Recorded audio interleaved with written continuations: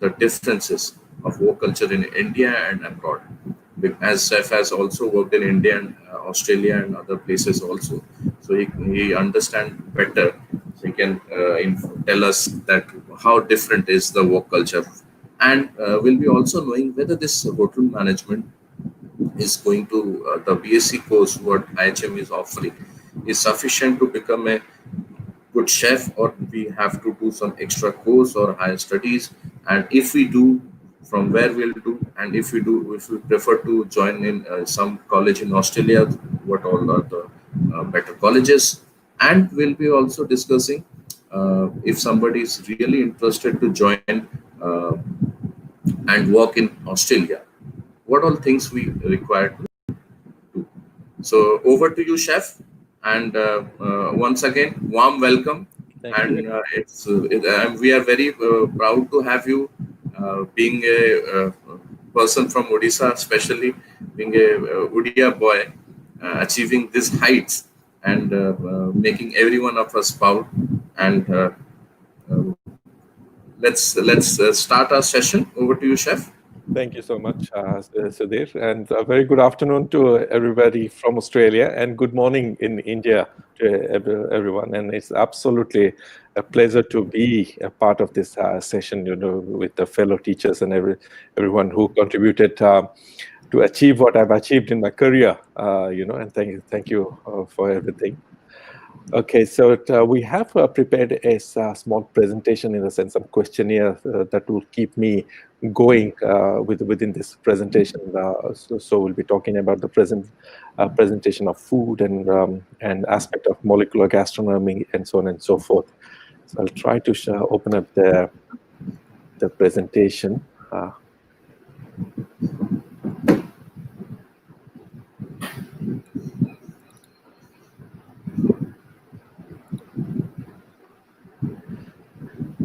I hope you can see the presentation at this moment. Yes, chef, it is visible. Oh, excellent. So, yeah, we'll be going through about the presentation of food. As we know, and like we say, you eat from your eyes first. So it's extremely important to let the food look fantastic. So Sudhir has also shared my social media page, so you can see certain aspect of my food presentation as well. And yeah, it's like when you're presenting food, it's extremely first you plan a dish, and the second thing comes into your mind: how do you present them? And so for presentation of food, what you keep in mind: the color, the texture, and the combination, the flow as well within the dish, and like how it's supposed to look, and how you're supposed to eat it. One of the dish I've just featured, which is recently we added into our menu. It's a salmon dish. First you have to like we chefs say, you have to cook it in your mind first, how it's going to taste, how the flavor pairing and the combination is going to be. Then you cook it and you try the pairing and how it works.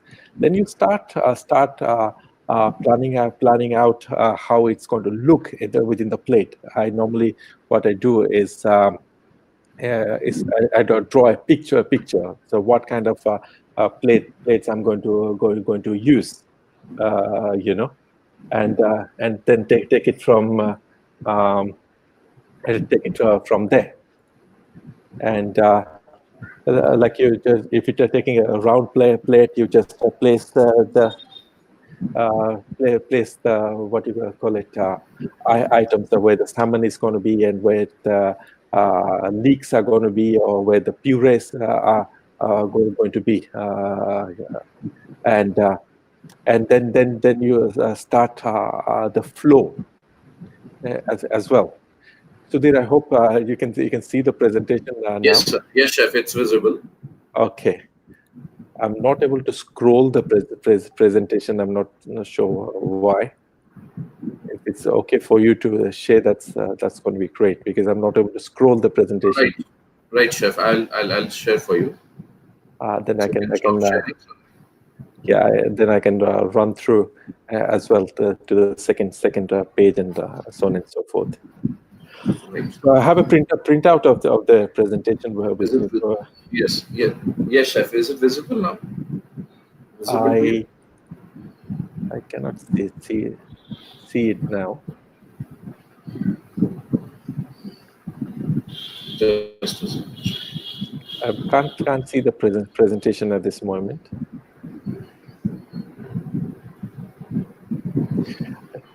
While you're trying, Sudhir, the presentation to go through, so I can continue talking because I understand Right, right, time is quite limited right. for everybody.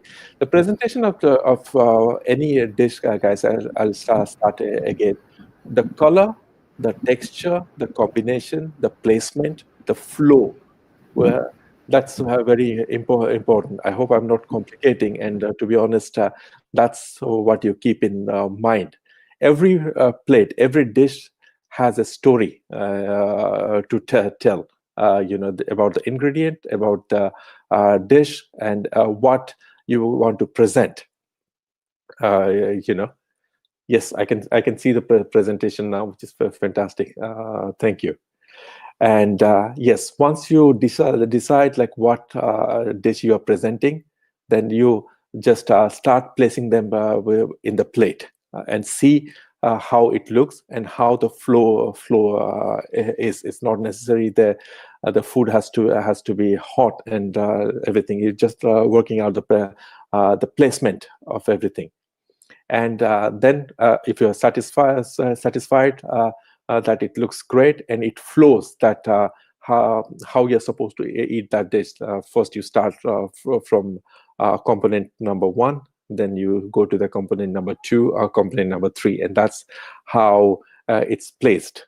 And these are the guidelines, I would say, in terms of presenting food. End of the day, there is nothing right or wrong in terms of plating food. Some of them goes a bit of a rustic presentation. Some of the chefs, they go in terms of a fine line presentation. Like me as a chef, I try to go on a fine lines, either straight lines or vertical lines or something, not scattered things around too much. So that's my style of presenting food. And definitely nowadays, it's extremely important to have a pair of tweezers with you, because when you're doing a delicate presentation or placing your edible flowers and everything, and um, it's important that you're not crushing them, and you're presenting them as you want them to. And and the skills and techniques in terms of plating food is about imagination. You got to imagine, you got to be happy that what you're presenting is fine. The more you see different presentation, the more ideas you're going to get. Various chefs have, like I said, different style of presenting food. And like you keep on seeing, keep on taking inspirations as well from everybody, and you start applying those, and that's how you update your skills as well. So always imagine, put it in the plate, or draw it in a piece of paper, your dish, and then start presenting them and create that wow moment, or it need to be wow, and that's what we look for in terms of presenting food. And we'll just move on to the next page, if possible.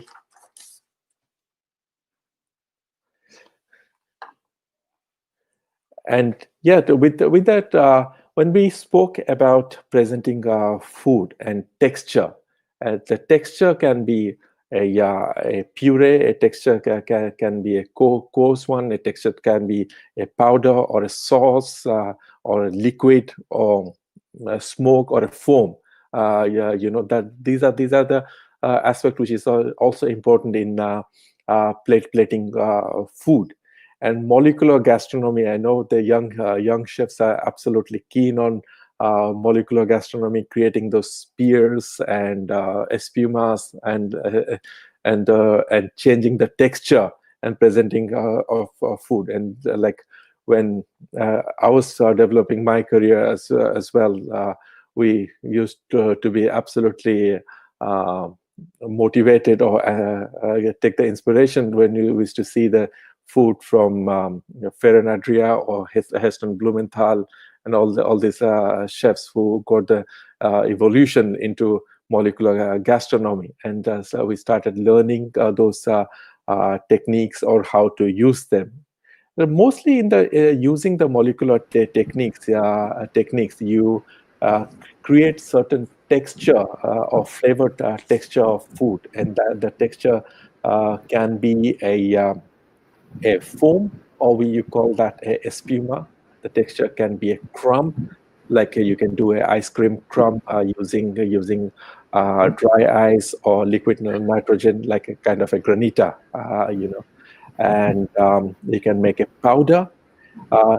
That's a powder. Powder is one of my favorite. When you turn a fat or oil into powder using something called maltodextrin. When you incorporate maltodextrin into any oil, and that turns into a powder, a flavored powder. And as soon as you put it in your palate, and that turns back to oil again, that flavored oil. That's something which you create that. Oh, wow, moment. Again, it's a mixture of art and science. Yes, it is a science because you're using some natural chemical or natural extract to create this kind of textures. Again, of course, it's the art because you need that art or imagination to create those combination or pairing as well. Like if you don't have the imagination that the mango, which is the puree, you want to turn that to a mango spear or kind of a yolk, which is very popular. Like lots and lots of people started making them, which looks like a yolk. So that's something which comes through your art or imagination as a chef. And also you make through the molecular gastronomy techniques caviar, which looks like a caviar or a smaller eggs. Any what do you call it, flavor puree. You can turn that to a caviar shape, and you can use them part of your dish, to complement your dish.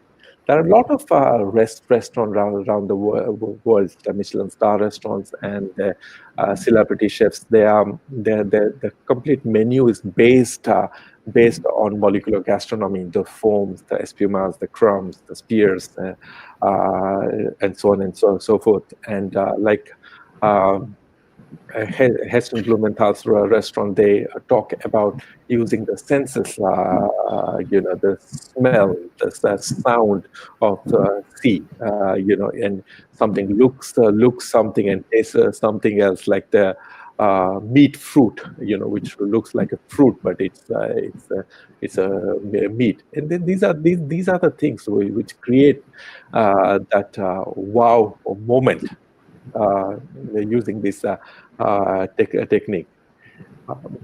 Is it popular? Of course, it's extremely popular because that's something create the moments in your cooking, or create the wow moment when you present to the guests. They said, "Wow, well, how does this work?" And they start asking you the question. How do you make this crumb, or how the oil is turned into a powder? And that's what we do. A bit of magic in terms of cooking and creating that moments when you go to a restaurant, or go to a venue. You want to experience the moments, the cuisine and the food, and these are the things which create that experience, and you come back having that thing in your mind for a long time, and you tend to go back, or you tend to talk to your friends and people near and dear, that the experience you had. And for the young chefs, there's many ingredients which are used for the making spears and the caviars and all those things, like alginate and calcium chloride, and calcium lactate, then carrageenan. Then you use dry ice, and you use liquid nitrogen, like I said, maltodextrin and isomalt. Isomalt is quite popular at this moment, to turn that to make a shard, or kind of a sugar sheet as a garnish, which you can give color as well, and have some flavor. And alginate you use to create spears, which is a liquid ball, like a balloon, which is filled with liquid. When you pop open, the liquid ooze out. Any kind of flavor purees or sauces, like in my menu, we used to use this, make the sauce as a spear, and place it on the top of protein. Can be a chicken or a fish or a beef or anything. Not pouring the sauce, which makes the plate look a bit messy. You just put the spear, or like a yolk on the top of the protein. When you cut open the sauce ooze out, and completely nappe your meat. And that's one of the experience. Or if you're making a dessert as well, you can make a fruit puree based spear, and it becomes like a sauce, like a balloon. You cut open, and then that goes through that dessert to complement the dessert overall. And like what do you call it? Using maltodextrin, you can make a truffle oil powder, or any flavored oil. You can turn that to a powder. You can use also maltodextrin to make a chocolate soil, or the crumb as well. Nowadays, it's quite popular to roast chocolate, roasted white chocolate soil, or the powder. You roast your white chocolate, and you turn that to a powder, which gives a texture component to your dish when you present them, and it looks great as well. It looks like a snow too. And making caviar, it's a smaller spear. I would say you use the same alginate and calcium chloride to make your spears and caviars as well.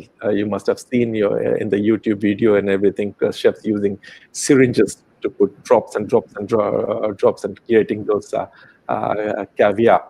And nowadays you can get a caviator as well, which is quite fast in terms of making a lot of caviar at the same time. Not you're putting one drop each, and making those caviars,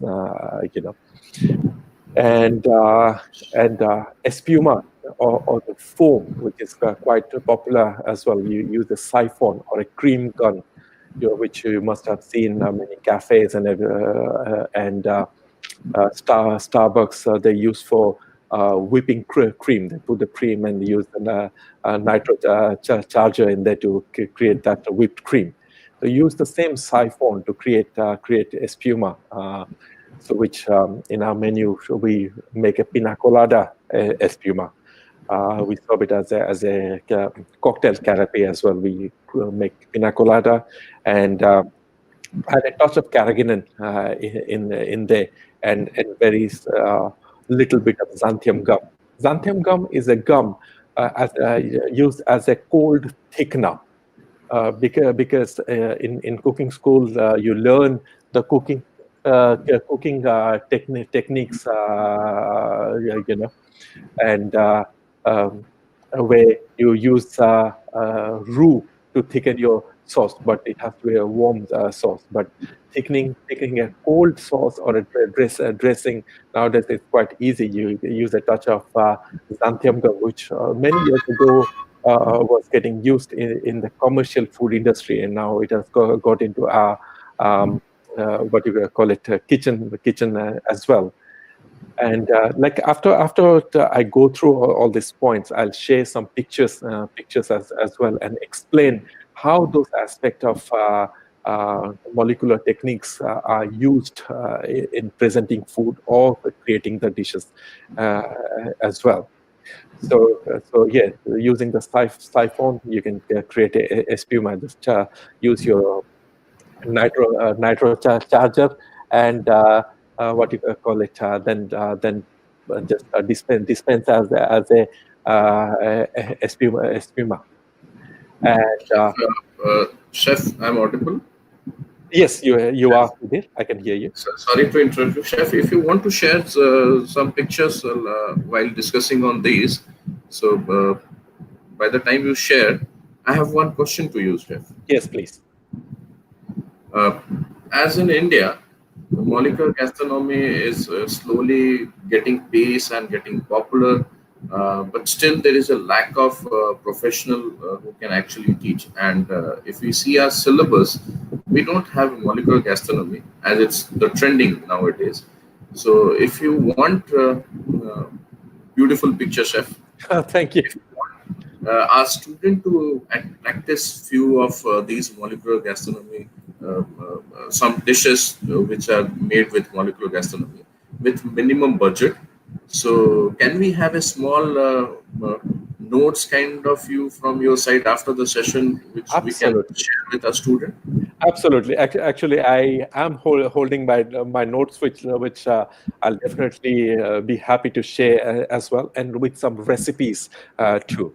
During my assignment, definitely in India, we could get those ingredients. Like Sosa is the brand which has all the ingredients which is used in the molecular gastronomy. It's SOSA.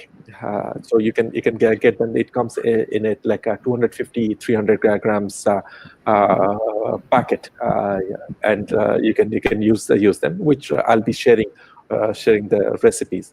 The picture what I've shared, the small white glass, that's the pina colada espuma which we have made, and this is the smaller canapes, cocktail canapes what we have made. In this, you can see the white glass. It's a pina colada. We have created pina colada. We have just put it in the siphon and dispensed them as a what do you call it, foam. It's not something you're drinking. I hope you guys can see the picture. Yes, sir. It's visible. Yes. So you can just instead of drinking pina colada, you can take a teaspoon and you can just eat it. And at the top of the pina colada espuma, you can see dehydrated pineapple chip. So the pineapple, we have just placed them in dehydrated to make a nice crispies.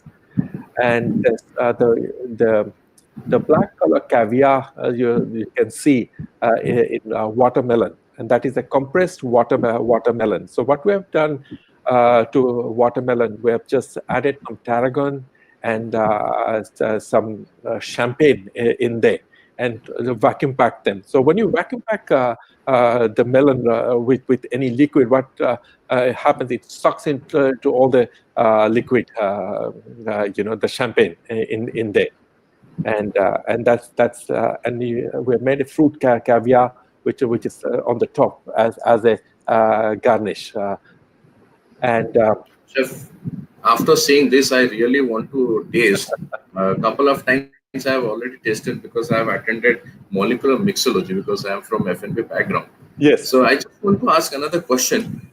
When we use molecular gastronomy to make food, yes. is there a difference in the taste?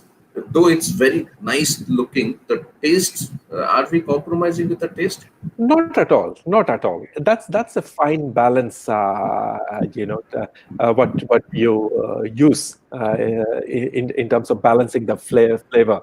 I don't find a flavor has been compromised. I'm sharing another picture. This is a melon caviar. Different melon with juice, which is turned into a caviar, and underneath you can see a serrano ham, and which is sitting on a melon croûte. Yeah, melon and serrano ham, which is a royal combination. Again, the different melon juice where we have given them a touch of spice and different flavor and turned them into the caviar. Yeah, and which looks good, which also tastes better. Imagine having a melon and serrano ham, and when you eat it, and the caviar bursts with flavors. So that's what it is. And I'll, like when we spoke about the presentation of food, it's all about visual presentation and using the senses. And I'll share some more picture as well. And this dish is a black cod. So we have used uh, fennel oil powder in this. The white powder what you see in this Yes, particular yes. dish is a fennel oil which is turned into a powder, and yeah, then you have a what We have some greens also. Some microgreens are also. yes, there's some micro greens as a garnish and like baby vegetable, and the white dot dot you see, it's a buttermilk gel, which is which is a sauce and the component with this particular dish. This was one of the dish I had in uh, one of my assignment in Singapore, and So after seeing this, we are already getting a lot of question. So I just want to inform all the viewers that we'll be taking up every question one by one once we start with our question answer session. So absolutely. just continue with that. And chef is Absolutely. here with us. We'll take all the questions. So once we'll start our question answer session. Chef, please continue. Chef. Sure. This is another dish. You can see there's quite a few gels which has been used. There's some crispies which has been used as well. Which has used the techniques of molecular gastronomy in there, and nowadays the burrata also you can serve making a um, uh, like olive oil caviar, and all these pictures I have it in my social media. If the viewers are keen, they can definitely have a look at it in there. So in the Instagram page, and so my Instagram handle is Chef Deepak Mishra, and yeah, then this is the answer. We're running out of time. I'll move on to the next topic, if that's okay, Sudhir. Right, chef. So I'll present the PPT. Yes, please. Now I can see a black plate with a beautiful. Yes, Uh, this is another dish. This is poached lobster with what you call it, beetroot gel. Then you have it. What do you call it? Again, a fennel oil powder with that, and then a beetroot yolk in there as well. So So this is one of the dish. Like nowadays, it's quite common and popular method to use the molecular techniques while presenting food. Now the interesting topic I would say many will be keen to know the celebrity preference. Like definitely Right, chef. we are part of a glamour industry, and like Chef, we have got a huge fan following of Virat Kohli, and the picture itself speaks everything. And I know a lot of viewers will be very much interested at what exactly Virat Kohli ordered. And if you can see the page, Chef, is it visible? The slides are yes, visible. yes, I can see the slides. Like a couple of years ago, when the Indian team came to Melbourne, they stayed with us on and off a month and a half. So Virat and Anushka and the entire team was with us. Being an Indian cricketer is a part of our religion, we say. Absolutely. It was absolutely pleasure to serve the Indian team.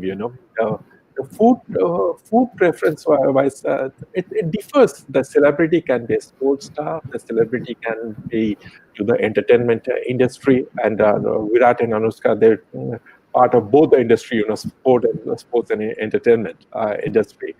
Um, like when we're dealing with or serving with a celebrity, they before they arrive nowadays, you receive their dietary instruction, what they eat, what are their preference, they're vegetarian, they're celiac, or they uh, into high protein diet, and you plan the menu as per that. The time when Virat Kohli and Anushka, they were staying with us with the entire team. They were vegetarian. I believe they're still vegetarian. And they were also following a vegan diet. Vegan is no animal product at all, like not even milk.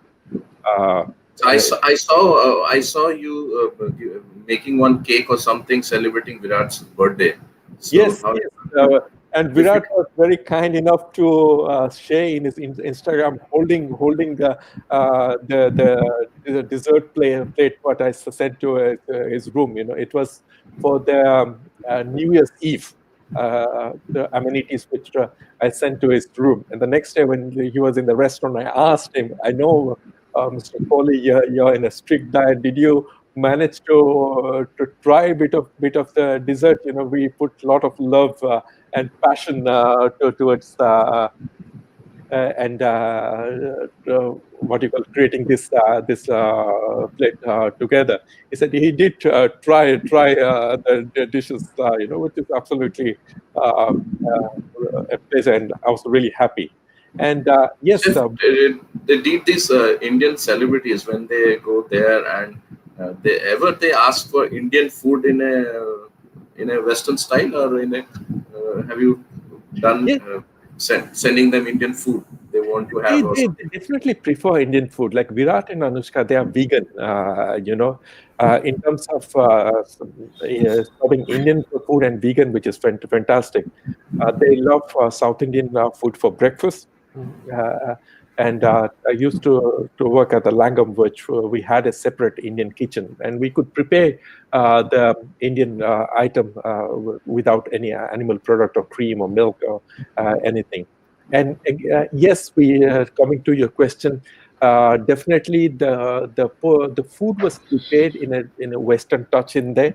So the preparing the grilled items, serving the sauce and everything in the same plate, like all the component in the same plate, which is easier to serve as well. And they also ask many occasions to be served in a similar fashion. The celebrities, they travel around the world. They try the Michelin star Indian restaurant as well, where you served get served like Western style Indian food. Not in a very traditional manner. Definitely, they ask for it, and we are prepared as well the similar fashion food. And Right, celebrity. chef, other than Virat Kohli and all Indian cricketers, any other celebrity you have met Yeah, and served? we've managed to serve many other celebrity Hollywood stars as well. But in my career, I've served Nicole Kidman, Brad Pitt, Angelina Jolie, and And Tom Cruise too. not Tom Cruise during my time for sure. Then many singers as well. We had Sylvester Stallone as well. Then we had Madonna as well as a guest. During my assignment in India as well, we had a lot of Hollywood star coming and staying with us at the Oberoi Villas hotels, you know. But when they in my career, people say they are quite difficult to handle. But fortunately, I did not feel that they're quite cooperative. And to be honest, when Anushka and Virat and the entire cricket team was staying were with us, I could call them and ask them what they feel like eating, and they could share, and they're quite easy, and they could say I would like, say, chef, that's the beauty of our industry. We get opportunity to meet people like this. Being a very common man, absolutely. getting these opportunity is really good. I would like also to share with my students that the life of a hotelier is really amazing, and along with the career. So you can see a live example in front of you. So, chef, we can move to the next slide. I mean, that's the Yes, most important slide, I would say. That's about the course. What we are doing is hotel management. Uh, is that sufficient? Do you feel that if somebody doing IHM, BSc in IHM, BSc from IHM and going abroad and working, is that degree sufficient, or he need to pursue some more higher degrees? I recommend so that the people who would like to pursue as a chef to go for higher studies is to broaden the exposure. Especially in European cooking. That is my recommendation. Is to be honest, when I moved from India to study further to Australia, so like I was always passionate with European cooking, especially French, you know and I got those. I definitely had the theoretical knowledge in India from the teacher, but unfortunately a lot of the things what we could study from Larouche or Escoffier or Herrings and all these books, we couldn't see, or those days it was not available. Nowadays in India everything is available, or they import from various part of the world. But again, the exposure part would be better when you study further. Nowadays, many institutes they specialize in culinary. In Australia, a French cooking school like Le Cordon Bleu, which is very famous. They specialize in European French cooking, and the course is very structured. I visit them every now and then as an industry person, and when I see the way the course is structured, is completely into making an industry professional ready to become a chef. When you're doing hotel management, it is great. You study each and every aspect of hotel, and to become a general manager one day, which is helpful. To be honest, I aspire to be a general manager one day in my career. In the present portfolio, I'm a chef. Also, I'm holding the portfolio as a director of food and beverage as well. So, which is definitely helpful having a hotel management background. So, where I have the understanding of the entire hotel's operations. Again, like coming back to your question, it's definitely advisable to have a further a studies degree into culinary, or master's into culinary, or a certificate course into culinary. Definitely that helps. And nowadays, even culinary course specialize in certain aspect. You can do a course into patisserie. You can do a course into chocolate work. You can do a course into just cookery. And you can also do a course into kitchen management, which takes all the aspect of kitchen management, from costing to budgeting to planning to designing, and all those things as well. So, like, it's great nowadays. You have BSc in hotel management, which my wife could do when she studied at the IHM Bangalore. During my time, we could get a diploma in hotel management. Which, the degree was introduced later on. Having a degree is fantastic, and which you can utilize to study further. To do a master's Chef, and Chef, what I know, ma'am is a OCLD background. Ma'am has got a OCLD background. Yes, Mehak is from OCLD 2005 batch. She's completed hotel management from Bangalore. Then she was selected to join the Oberoi school. Then she passed out in 2005. Then she worked at the Oberoi Rajvilas, Uday Villas, and Oberoi Towers. And she was the assistant housekeeper in Rajvilas. And she was a housekeeper in Australia as well. So yeah, I hear very great things about OCLD, and having been worked in Oberoi Rajvilas, I could closely work with OCLD course structure and the selection process and all those things, and which is great. Chef, if a student, if they are interested to go for higher studies, and especially if somebody wants to go to Australia for higher studies, so which all college will be you will be suggesting them to opt for? See, the colleges I would suggest Le Cordon Bleu, William Anglis, um, then you have Box Hill, then there's,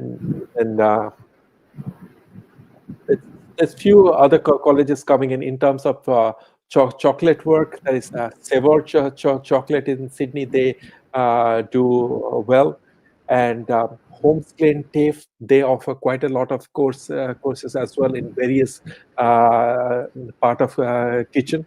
So these are the major colleges we have, and they're quite huge, And nowadays they have branch in many country as well. And yeah, Cordon Bleu is quite old. Chef, as I also know that you have been very frequent to some colleges as a guest speaker or guest faculty. So, Yes. what do you think if a student, if they join this institution, and if they want to work also Mhm. and to manage his expenditure, is that possible? Is there is a scope?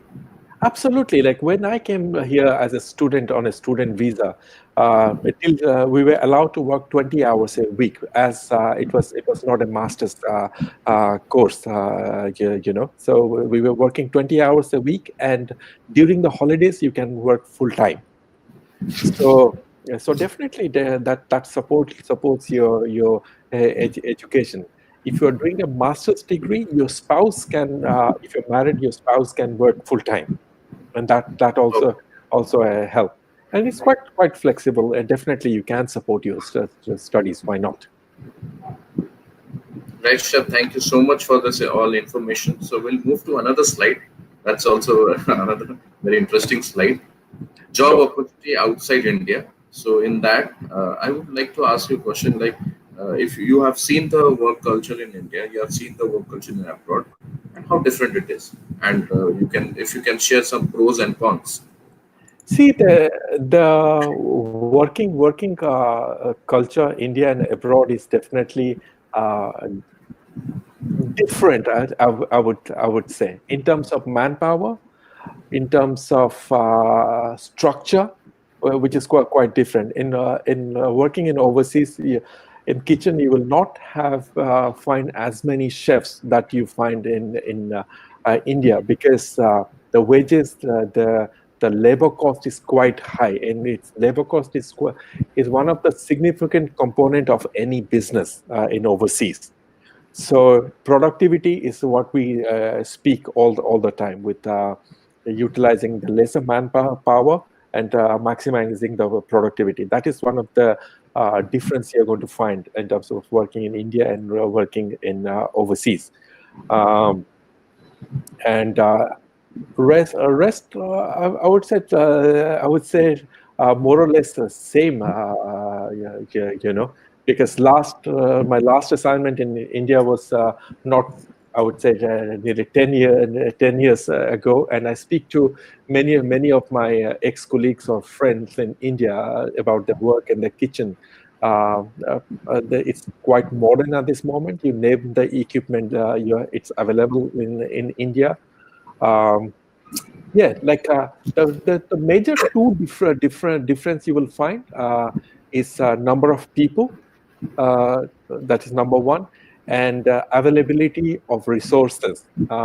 In India, you depend more on imports, though in overseas they are readily available. Uh, like you can just order today and you can have it the next day. Chef, chef, sorry to interrupt. As they say, if you can survive in Indian hotel, you can Mhm. survive anywhere in the world. Is Very that well true? said. Very well said, and it's absolutely bang on. True. If you can survive in Indian hotels, definitely you can survive anywhere in the world. The challenges are quite a bit, and every day you find very unforeseen circumstances which you have to deal as a chef, and you have to keep on producing and serving. Uh, so that's what it is, and the large numbers what we cater in India as well, that makes you very strong as an industry professional.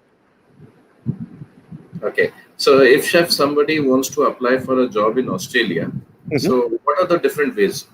He can go for a higher study and he can work. Number one, and what Yes. else? So If if somebody is working in a hotel for 2 years or 3 years, Mhm. so if he want to shift to Australia, so what are the ways how he will apply for visa? Or The first option is coming as a student studying, because certain professions are in demand to migrate to Australia, and chef is one of them. And after studying, you can apply for a permanent residence visa, and that's one way. And the second way, employer sponsorship. If you get a sponsor from a restaurant or hotel who want to sponsor you to come to Australia and work, that is another way of what you call it, coming to Australia. Or if you have industry experience, you have been in the industry for a few years and you have done your hotel management, which is definitely valid. The degree is valid in Australia, and you can definitely come to apply for a migration from India itself. And the processing time normally takes about what you call it, a year and a half, and uh, you can come to Australia and work. Like you can work anyway as well.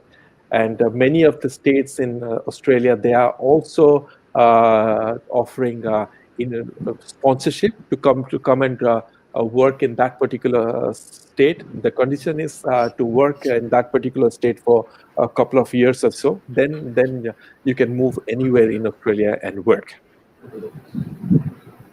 So these right, are the chef? options as per my knowledge. To be honest, my knowledge might be in terms of immigration a bit obsolete, but this is the way I've seen many of the chefs or the hotel industry people are moving into Australia.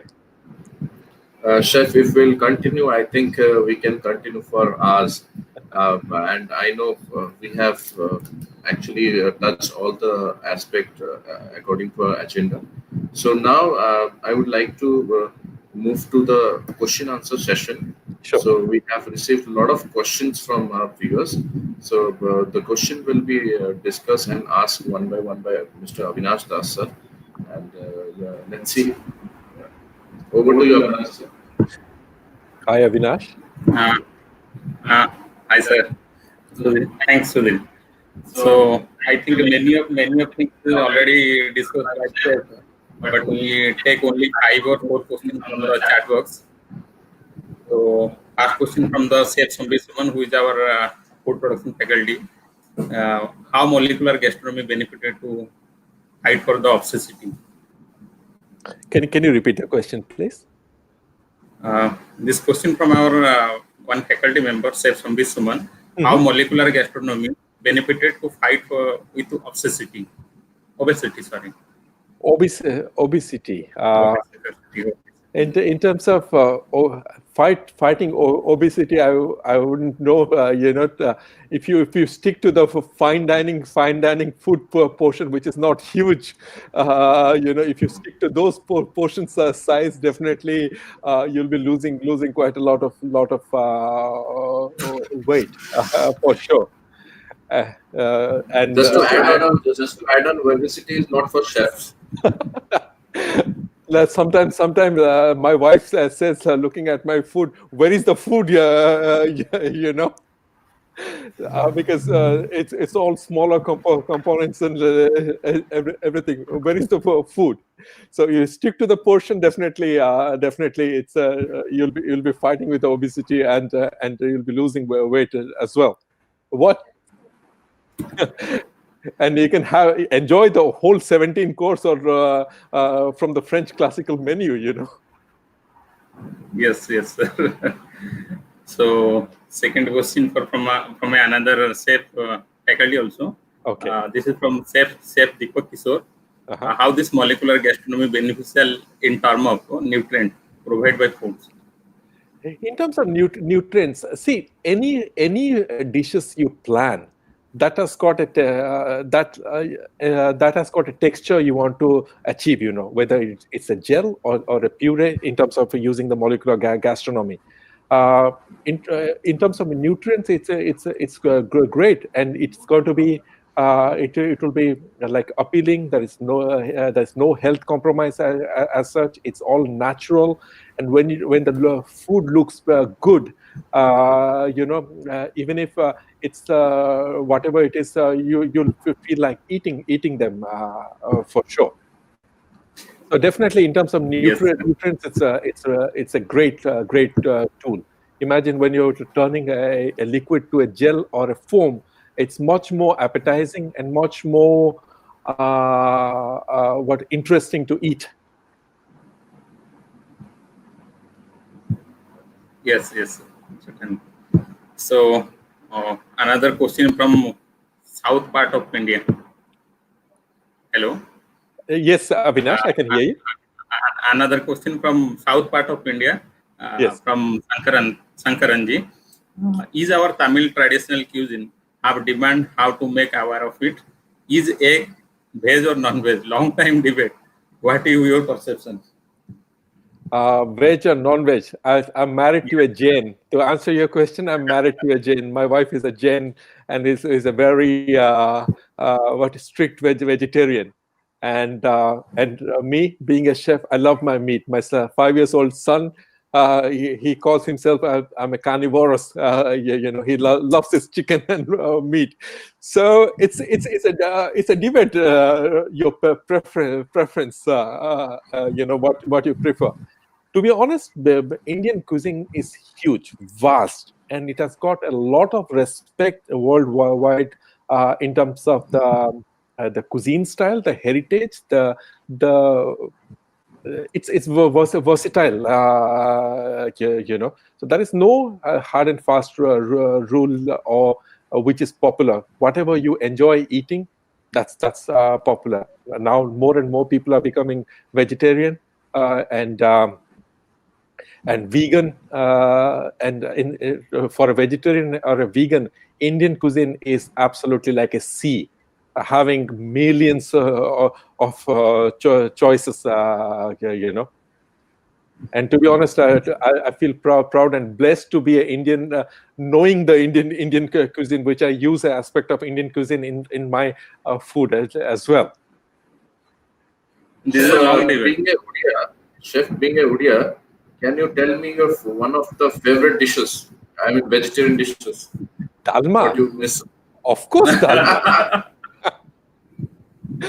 Of course, dalma. And to be honest, I'll be very I'll I be think very no honest debate with on you. Like we crave. My wife's favorite restaurant is Mayfair Lagoon's restaurant. So yeah. So dalma, chhena pora, and bhoja, body chura. These are these. I'm craving for those. Wow. So, sir, question come around from whole the different side part of country. So, one question from the North India, from Yes. Tushar Goel. Ayurveda can be a part of molecular gastronomy because people Of are getting calories conscious. Of course, Ayurveda can be a part of the molecular gastronomy for sure. Because Ayurvedic cuisine, or nowadays we call it a spa cuisine, is getting very popular. The resorts what you have in Himalayas, and the yoga or Ayurvedic massage in a 5-star hotel spa is a big thing, and all the spas are serving spa cuisine, or spa menu, which has got a component of Ayurvedic items as well, and herbals, Ayurvedic items, part of that, preparing those dishes. Definitely. It's a great thing. To be honest, you made me thinking now. Thank you for asking this question and giving some idea to this chef. Thanks to Mr. Tushar Goel for this Thank you, nice Mr. question. Goel. So another two question I will combine it from the Sustika Chakravarti and Pramit Ghosh. These two students, they have a small query. What is the difference between working in Indian hotel and abroad hotel? And then how young generation can introduce molecular gastronomy in our Indian context? See, molecular working in India and overseas, I've already mentioned. There's majorly there is two different difference you can find in terms of manpower. In Indian hotels, the manpower you can find quite a lot in terms of in the kitchen brigade. And working in overseas, the manpower is limited because the labor cost is quite high. The wages are quite high. It's one of the major component which you need to manage to achieve your profitability. The second things in availability of resources, in terms of ingredients and everything. In India, we depend some, not majorly, but some part from the imports, especially the European item. Working in overseas, you can just place an order within hours. It will be in your kitchen. As a young chef, how you introduce molecular gastronomy, you can do anything. Trying, keep trying all the aspect of making the spears and all those things, and for different flavors, and use them in your cooking. But one suggestion I must give: stick to the basics first. First, make your basics, your foundation very strong. When you're in the hotel management school, study hard, get your foundation strong. Like the old time they say, if you have a strong foundation, you can make a very tall building. So that is a step for everything. You can't. You should not start doing molecular gastronomy before you learn how to make a roux or a bechamel or a velouté or espagnol. So sorry, I hope I'm not sounding harsh, but take a step at a time, and you will get there when you will master into molecular gastronomy as well. Chef, to join you in this discussion, I just want to ask, when you see a new employee joining you in kitchen, so what you see is lacking in them. Now, the people who are joining straight away from hotel management, what they are exactly lacking? As we are discussing basics, will be very strong. What they are lacking in terms of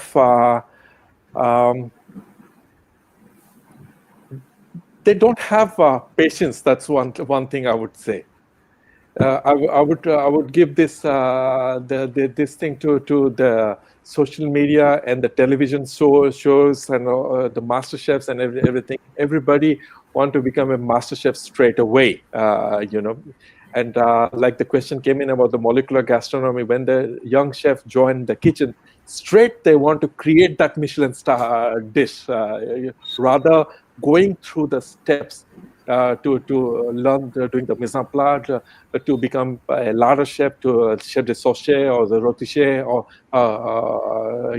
climbing that step. So giving that particular time, and that's one major thing I feel some of this, not all, some of the young chefs lack. But in terms of exposure, they're pretty good. When I see my young days when I started cooking, and when the young chefs are coming now, in terms of exposure, the credit goes to the social media, the internet, and everything. They're pretty much better off. That's why the millennials, we call them the Generation X. Well, Seth, there are lots of questions in row. I don't know how many questions I can take. So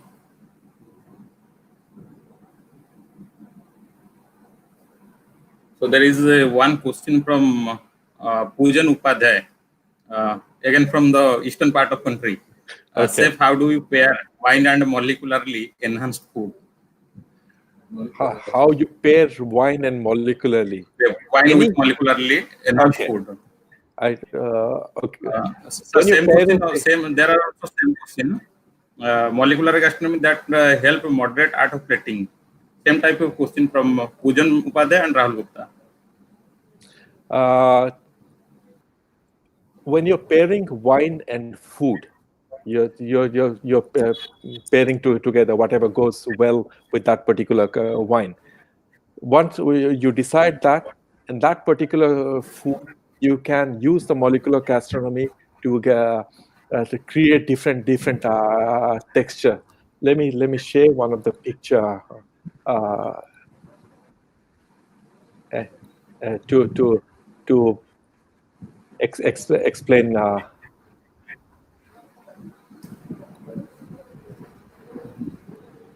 So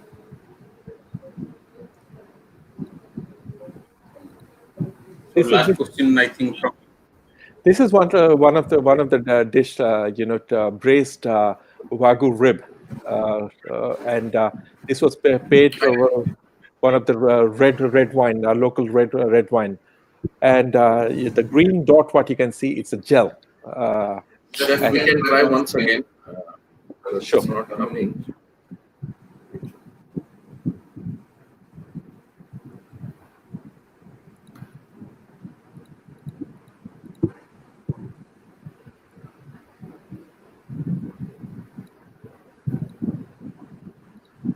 Okay, this can you see this picture?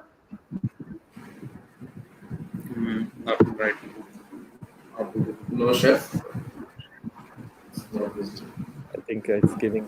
I think it's going to come. I've just shared a picture. I think it's loading at this moment because I can't see myself. So yes, coming back to the question, the molecular gastronomy and wine, using molecular gastronomy in wine pairing food. Definitely, you can do that. Like I've just shared, it's a trend which is getting more and more popular. So any what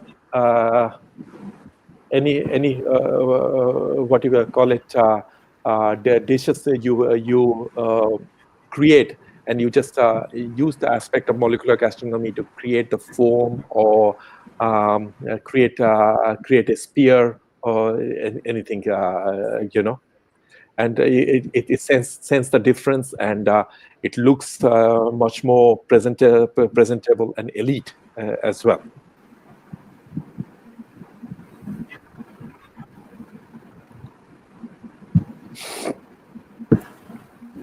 And any other question? I hope I have answered your question. Yes. So another peculiar question from another chef who also working in abroad. Chef Ajay Sahu, can we pair Odia food with wine? Ajay Shah from Leela's. Hi, Ajay. Think so. And another your friends are these Mr. Sanjay Mishra.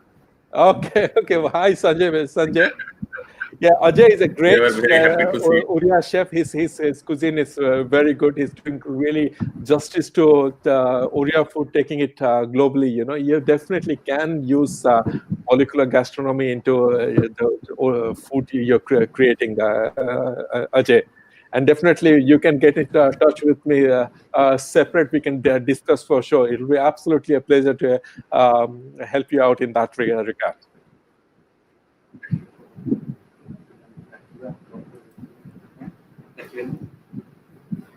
Right, chef. What I can see, we have to hold another webinar like this to wind up, because there are a lot of questions coming up. But for this session, we have organized a small thing. We have sent the link of feedback form.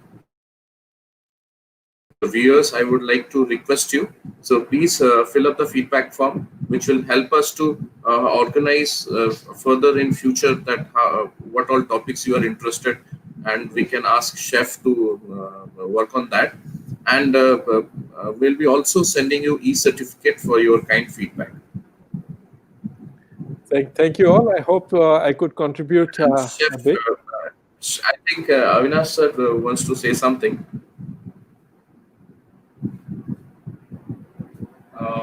So this is vote of thanks. It's quite difficult to say thank you, sir. Thank you so much. So I convey my best wishes and heartfelt thanks to esteemed person of the webinar, celebrated Deepak Mishra, respected Principal ICM Bhubaneswar Santa ma'am, dear inspiring staff member of Institute, teacher, and my dear friends. I Avinash Das, the webinar system administrator and librarian of ICM Bhubaneswar, consider myself fortunate as an honor, so privileged to extend the vote of thanks. Once a great man said, feeling thankfulness and not not expressing, it's just like wrapping a presentation and not giving to. So today I take opportunity to put all my gratitude all into words. So on behalf of ICM Bhubaneswar and webinar team, I would like to thank our resource person, Thank you so much, sir, for his precious time out and consenting to his speaker. Sir, indeed, your word have inspired the next gen professional and professionalism. Thank you, our principal Sarda ma'am, and for your continuous support and guidance. I would like to thank guiding star of our young mind, HOD Mr. Prakash Tripathi sir, who is always as connecting dots to introduce us with various alumni jewels of ICM Bhubaneswar, like Chef Deepak ji, and many of more go in various prestigious positions. Chef Tripathi, I have a lot of respect for him. He's a great teacher and yes. One of the contributor in my career. Yes. So, dynamic faculties of ICM Bhubaneswar for support and encouragement for this series of webinar. For all your teachers ready to sharing your wisdom. I would like to thank Mr. Sudhir Singh, more reliable person, value-added contribution as a continuous use various responsibility. Thank you, Sudhir. Last but not in the least, all the participants for showing their interest in program. Once again, I would like to say thanks all my respected professional mentors, friends, alumni, students, associates of ICM Bhubaneswar, all members of ICM family, everyone, media people for this successful program. Thank you. Thank you so much, guys. All the best. And at the end, Steph, I would like to request one.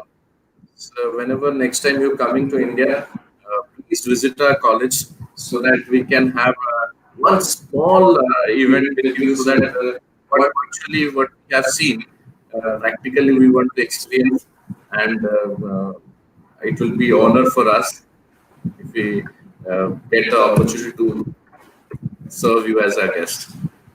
That's a promise. I must say, when I'm there here next time, I'll come and cook with the students, and we'll create something for sure. That's really encouraging. And thank you so much, Chef. Thank you so Once much. again. Thank you. Thank you. Have a nice day. Bye-bye. Very nice. Bye.